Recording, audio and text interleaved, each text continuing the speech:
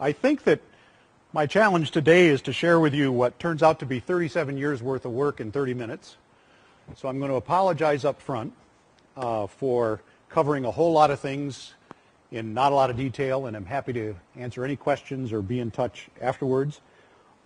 This has been sort of the love of my life for nearly 4 decades. Hy pointed out that he and I have been here together 34 and 42 years respectively. He didn't add that, at least in my case, I was very young when I started. So if you're trying to do the arithmetic, he's a little older than I am. I get to stand up here and talk about this. This has involved, as you've seen some of the numbers, thousands of undergraduates and thousands of kids referred to us from the local juvenile court or entrusted to us from the local juvenile court in this community. Nearly 200 graduate students over the years, only one of whom I think is in the room, 2 of whom are in the room today, one of whom is one of my current colleagues, and dozens of community partners. So this is a way of saying I'm talking about this, but this is in no way my work alone. You can't do this kind of work alone. I'm also going to give you a presentation that is, from a statistical standpoint, relatively vanilla. I didn't think today was the day to give you lots of listeral models and multiple regression models and so on. So I'm going to ask you to, quote unquote, trust me on that. This stuff has been published lots of places, and I'm happy to share that with you. But given 30 minutes, that was going to get in the way. There are also many outcomes we could talk about. This presentation is going to focus on recurrent crime or recidivism. I'll try and touch on some of the others as we go. It's also certainly a great pleasure today to share this audience with a longtime friend, Steve Fawcett. It's an honor not only to be here with him, given his absolutely exemplary career, but this is a guy who I've known for some time and really love as a human being. This is a great guy, and you should get to know him if you get the chance, beyond the wonderful work he has done. I certainly need to give you some background here. The usual question that gets asked is, what in the world is the university doing here in the juvenile court anyway? That's the question that the community asks, especially juvenile court people who are sort of inherently distrustful of academic types. And the corollary that we get from my colleagues is, where the hell are you going? Why aren't you here in the building? Some of us believe in this model of outreach engagement as it is now labeled. I'd have to point out that when we were very young and started this, neither of those terms were around. But we very much at the time believed in a blend of research, teaching, and community collaboration. And we really are silly enough to believe you can do those 3 things. That is what this is about. And further, we believe that universities are in a unique role to do this kind of work. It is not at all clear to me there's any other institution in our society who can do this blend of work, that is involved in education, that is involved in collaborating on community and social problems, and actually brings research acumen to the table. That slide gets me in lots of trouble with some audiences, probably not this one.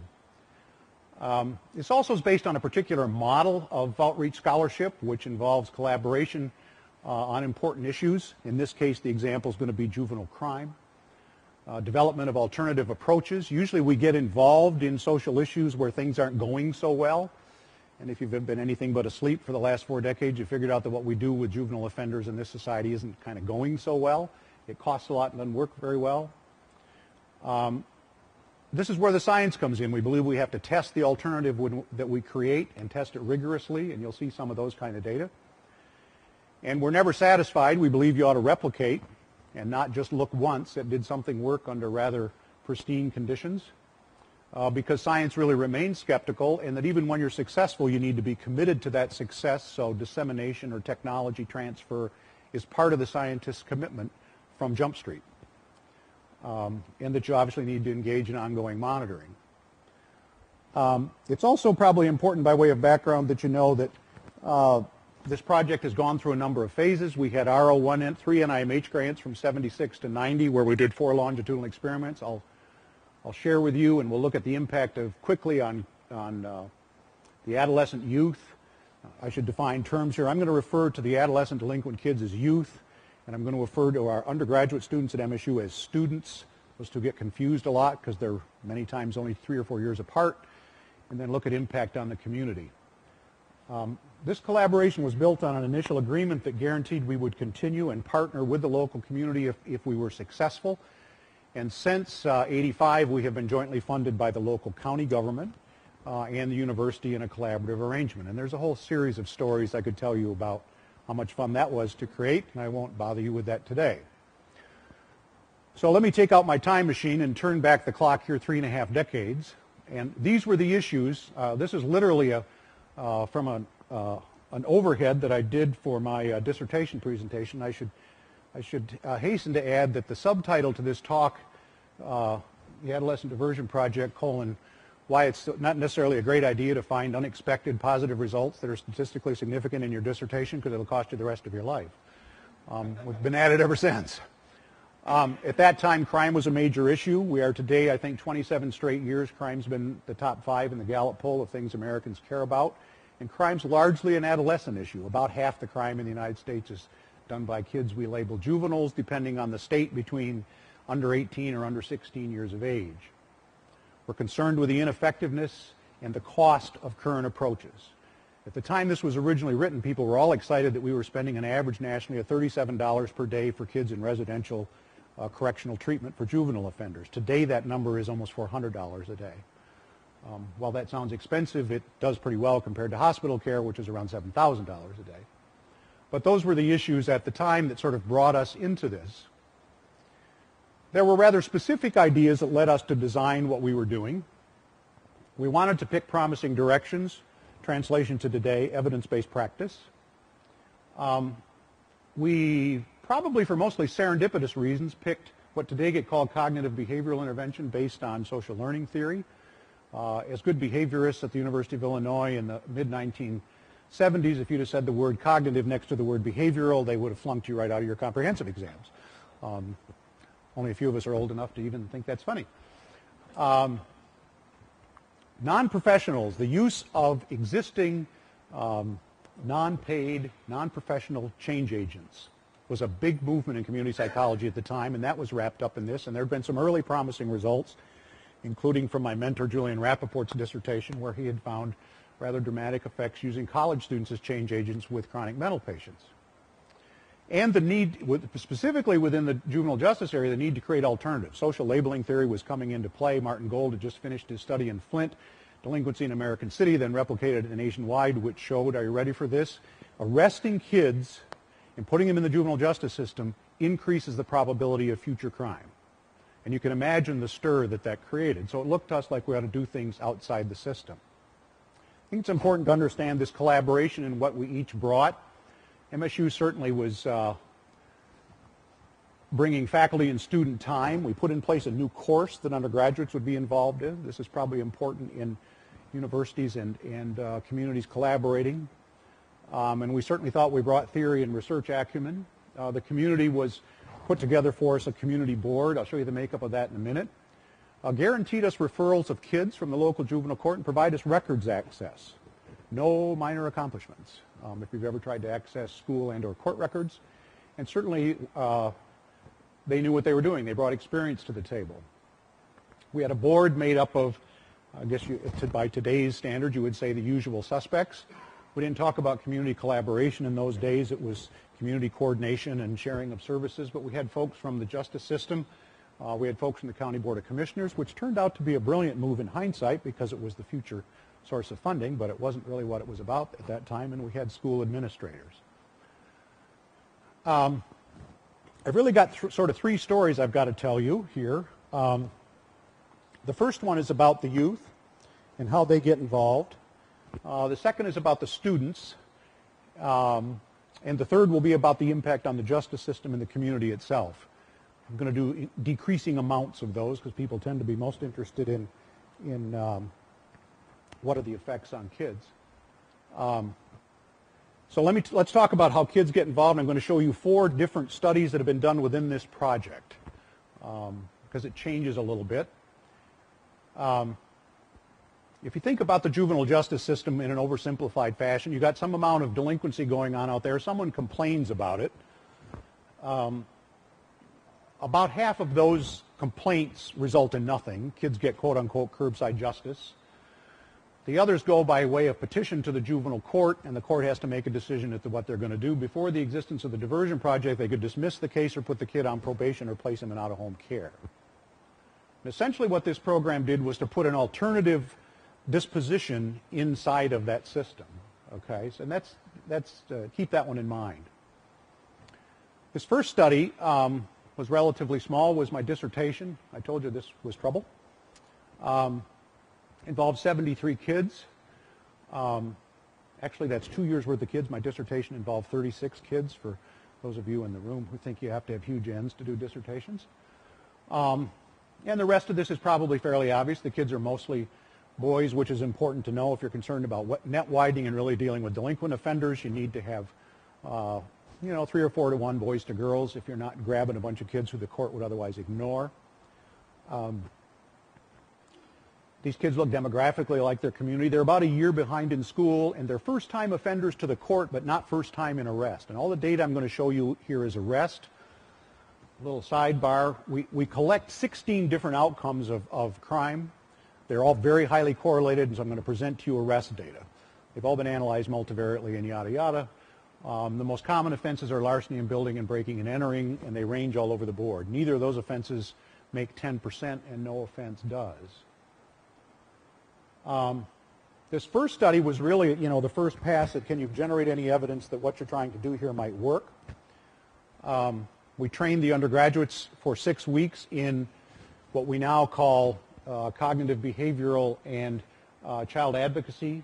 Students and kids were matched one-on-one for 6 to 8 hours a week for 18 weeks after that. This involves written contracts and so on with kids and mostly their parents. There was also an advocacy condition, and it had the same general characteristics. And this is sort of based on what many would stereotypically call a Jewish mother model of child rearing, and in my case I would call a Dutch mother model of child rearing, meaning this is my kid and they have rights to certain things, and they need an education, and they need a job, and they need good peer activities, and they need things to do in their free time. And that's the short story of what advocacy is. You could read lots about it. And in this particular study, we had outright release as a control group. Kids were assigned in equal thirds, randomly stratified by order, gender, and seriousness of crime. These are the measures we used. There's a bunch of measures I didn't put on here that we also used because they didn't work out. Lots of times when you do work, the advice is why don't you go grab existing theoretically driven measures off the shelf and try them. I could give you a list of 7 or 8 of those that don't work with adolescent delinquent kids, primarily because they don't read that well and they think they're stupid. So in this first study, there really were not any data to come out of the self-report measures because they didn't even show basic psychometric reliability. I'm making lots of long stories very short. At 2.5 years, this slide's entitled Simple Recidivism. This means 1 or more rearrests. And you could put up the same slide for number of arrests, number of convictions, number of petitions, seriousness of arrest, and so on and so forth ad nauseum. And this is sort of what it looks like. 2.5 years later, kids, regardless of particular intervention, get rearrested about 1/3 of the time. And those in the outright release control group get rearrested 9 out of 10 times. This is the first place where, another sidebar, this is an example of why, of 2 things. The first is probably the importance of a need for an absolute control group that's randomly assigned, because if you just put up the first 2 bars, you might not be very excited. And the second is that you have to be very careful about how crime rates vary over time within a community and across communities. So I would not make much of absolute level, which probably dismisses most of what the media presents to you about crime rates when they do comparisons. Ratchet ahead now another 3 or 4 years, and we start study number 2 that ran over the course of 3 years. These kids look basically the same demographically, so we probably can move through this quickly. We at that point combined the advocacy and social learning theory models into one that now gets called the action condition. One of the things you'll note over time is that the length of training increases. As good educators, we always think we need more training. I have absolutely no evidence that that's true, but training now went from 6 to 8 weeks. The amount of intervention remained the same. What's interesting to us is looking back now, if you look at Mark Lipsey's work on evidence-based practice with adolescent delinquent kids, we, for good or ill, have many of the conditions that he finds are the minimum conditions for effective change, meaning the amount of intervention being based on a cognitive behavioral active model, using one-on-one matches, having weekly supervision, being proactive, and so on. So in this second study, we compare the action condition to now an attention program. One of the criticisms of that early study is, well, you could get that effects with sort of a big brother, big sister model. It's just the attention the students are giving the kids. So we actually put in place and had the local Big Brothers Big Sisters folks map out for us what they did. So there, instead of 8 weeks of systematic training, there were 3 general orientation sessions. The requirements were for the same amount of intervention, and in fact, from the process data we had, the same amount of intervention occurred. There was monthly rather than weekly supervision. That turned out to be important, and it was based on that sort of natural skills helping model that Big Brothers Big Sisters puts forth. And there was no explicit transfer model, and in this case, the control group was returned to court for normal processing. Okay. We did lots of measurement. This is just to show you that lots went on. These Y, P, and P life domain and intervention interviews were 2-hour interviews done at 6-week intervals with the kid, their parents, their nominated best friend, and the change agent in case of experimentals. We began to look at self-report delinquency and self-reported arrests and looked at the other variables. Again, now, turn the clock ahead another couple more years while you do 2.5-year follow-up. And the action conditions 2.5-year recidivism rate looks a lot like it did before and is significantly better than the attention group, which is also significantly better than the treatment as usual control group. So we kept putting this thing to different tests. The other thing I'm not putting up is we also see school effects. Another example of why it's very important to have equivalent control groups. The 2.5-year attendance rate, for example, for diversion project kids is 63%. It doesn't really sound very good, right? That means they're missing something like 2 days a week. It doesn't sound good until you consider the fact that the control group kids are going to school 21% of the time. They're going to school 1 day a week, and so it matters a lot. As I said, we did lots of interviews. Some of you in the room have probably labeled me a rabid experimentalist.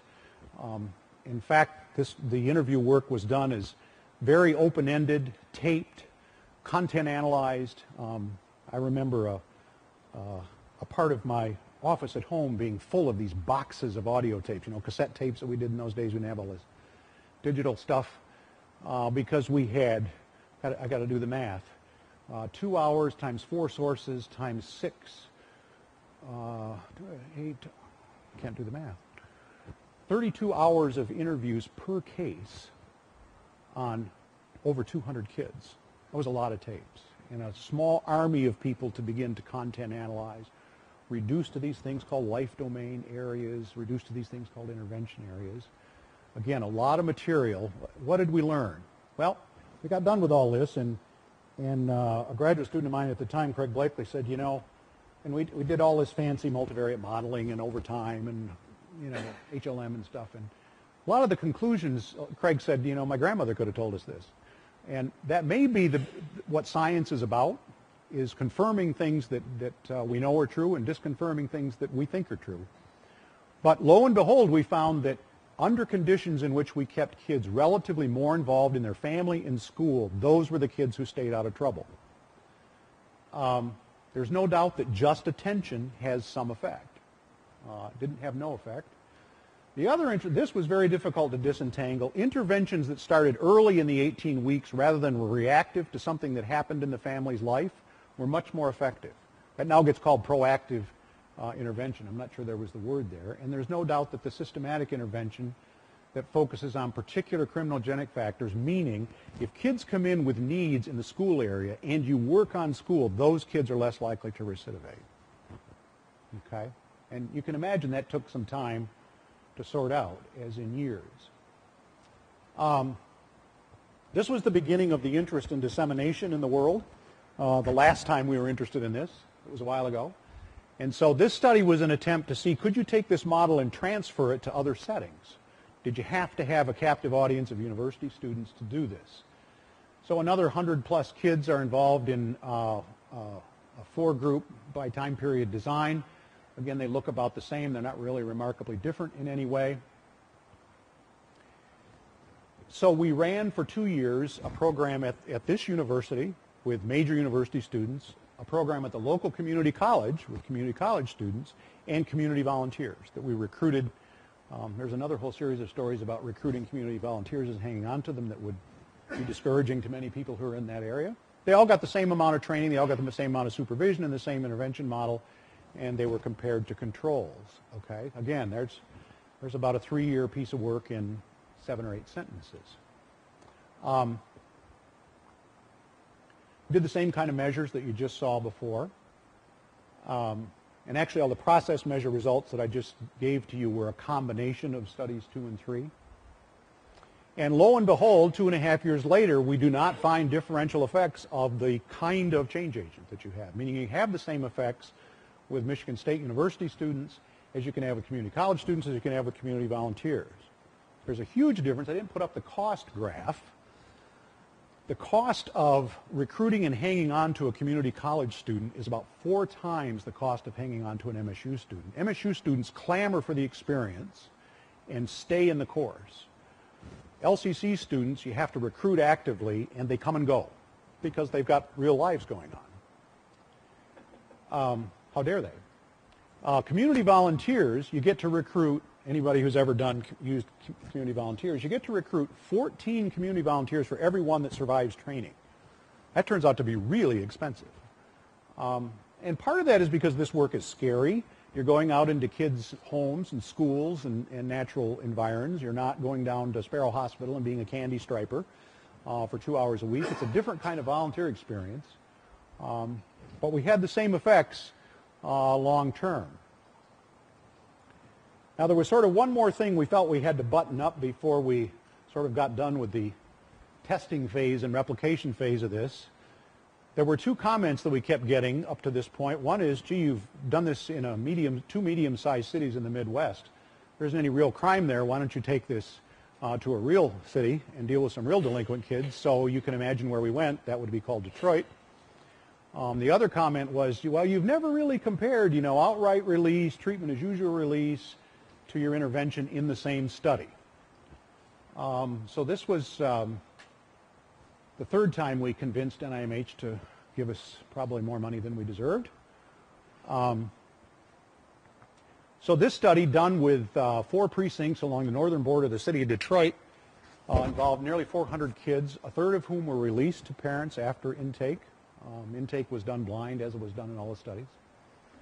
This project, or a treatment as usual control, which meant going to the Wayne County Juvenile Court. Probably shouldn't get in too much trouble, but many would argue that being sent to the Wayne County Juvenile Court is not unlike a no treatment control, but that's what happened. We did not do as much self-report measurement here, and this graph here has gotten me nearly killed on several occasions. Of course, the thing you think we're interested in is that the middle bar, the diversion project, is significantly better than sending kids home and doing nothing, the purple graph, or sending kids on to court. Okay, that's the thing that we're thinking about at the moment. Now, if you're a juvenile court judge and you're sitting there, what you see here is that having kids in your court is no different than doing nothing. And I had the illustrious pleasure one time of presenting to the Juvenile Court Judges Association of the state of Michigan, and was lucky to get out of town. I won't tell you what the woman who's the current head of the state Supreme Court said to me about my methodology. When people don't like your results, they all become methodologists, by the way. They're very sophisticated scientists. But this was, so these 4 studies sort of, wrapped up what we saw as the testing phase for the kids. We've done parallel things with students, and I'm going to do this more briefly.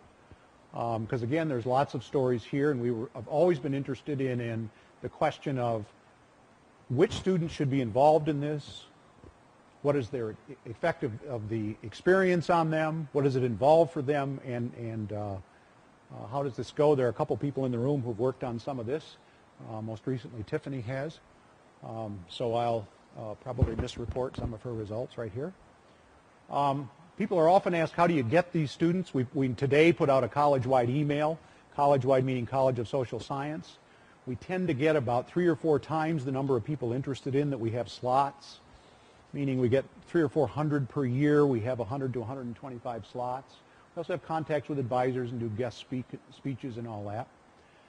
Way back in the good old days, when we had lots of NIMH money, we spent thousands and thousands of dollars trying to figure out how to select these students. And if you name a standard psychological instrument, an interaction technique, an interview technique, a group interview technique, we did it, we tried it, and found we were not able to predict which students would, A, do a good job. We couldn't predict even which students we'd like. And, you know, supervisors were doing ratings at the beginning of each quarter, and none of that predicted. What we'd learned did predict is if you make it very darn difficult to get in this high-demand course, the people who come out of that self-selection are pretty darn good people. And probably is what wiped out all the variability we had in all of our selection techniques. And, you know, being good practitioners, we still do interviews even though they're of no known validity. That probably just got me in trouble with some of my staff who spend dozens of hours a year doing interviews. Graduate students have been mostly in psychology, a few from criminal justice, a few from social work. Our undergrads are mostly juniors and seniors who do this work. They're almost 22. They're 2 out of 5 are psychology. We've had literally every major on campus. Most of them plan graduate school or human service career, and it looks like this course is a gateway for some of them, meaning it's a decision point. They get to see if they like it, in which case it accelerates their move into the profession, or they don't like it, in which case it's probably a pretty good decision. And we view that as very positive. What do the students get out of this? The graduate students have a year-long assistantship. The graduate students supervise the undergrads. That's probably something I completely left out and is so obvious to me after 37 years. These classes that meet once a week for 2.5 hours are in small groups of 8. They meet with 2 graduate students, so the instructor-student ratio is 4 to 1. That's very much the standard at Michigan State University. I think I got away with that. And so the graduate students get experience as teachers, they get experience as trainers, instructors, and they get experience as supervisors. And weekly supervision occurs 2.5 to 3 hours per week. The undergraduate students must enroll in a 2-semester course. They can't get out after one.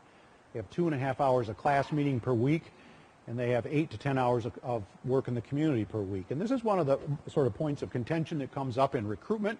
Many students think, oh, applied experience working with delinquent kid, that sounds like fun, probably guaranteed 4-point, won't be a lot of work. The experience is actually the opposite. When we query students later about how they compared this to their other classes, they see this as much more difficult, which is curious. 37 years have been over 4,000 involved. 4 different occasions we've had the opportunity to actually do a randomized trial where we've had way too many students, and so we could let students into the course randomly. And this is a sample of some of the findings.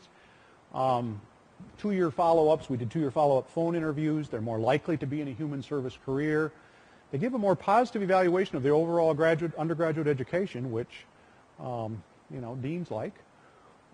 They have a much greater, the work Tiffany did, they have a much greater sense of political efficacy and commitment to sort of social justice and social change, which are things we like to see. My other favorite finding that isn't up here is they're more likely to give money to the university.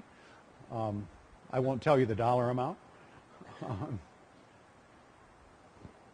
There's a whole set of findings here that I'm not going to go into due to time. We did a lot of sort of system modeling of the juvenile justice system's decision-making before and after we put this alternative disposition in place. We, at the time, were primarily worried about, was the court viewed as an organization, and we were all into systems theory, going to readjust its decision-making to accommodate its own hunger for cases. You know, the coin of the realm in the justice system is cases, okay?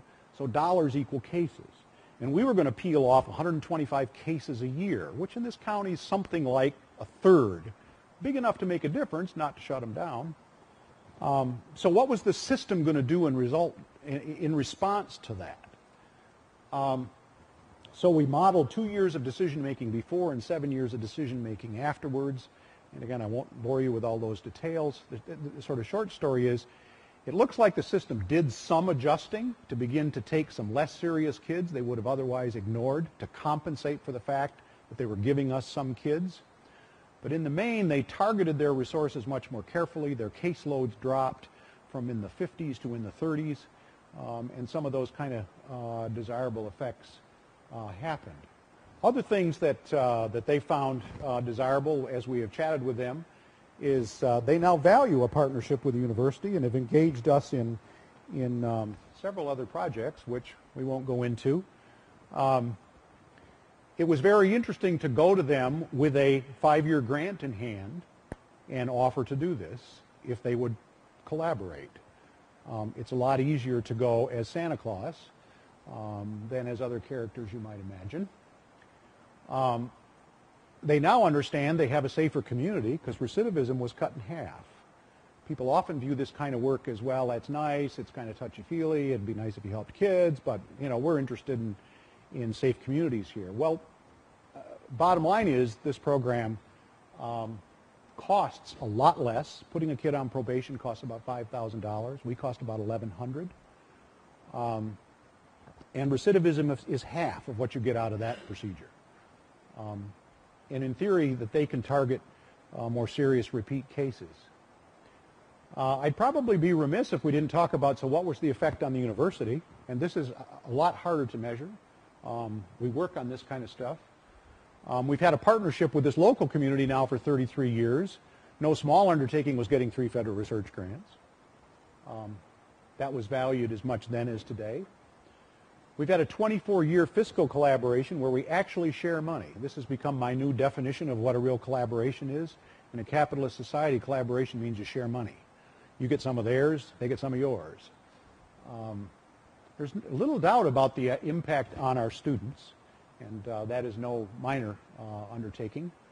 And the scholarly productivity that can come out of a project like this, I think, is not to be underestimated. That concludes the formal comments I had. I'm happy to answer any questions.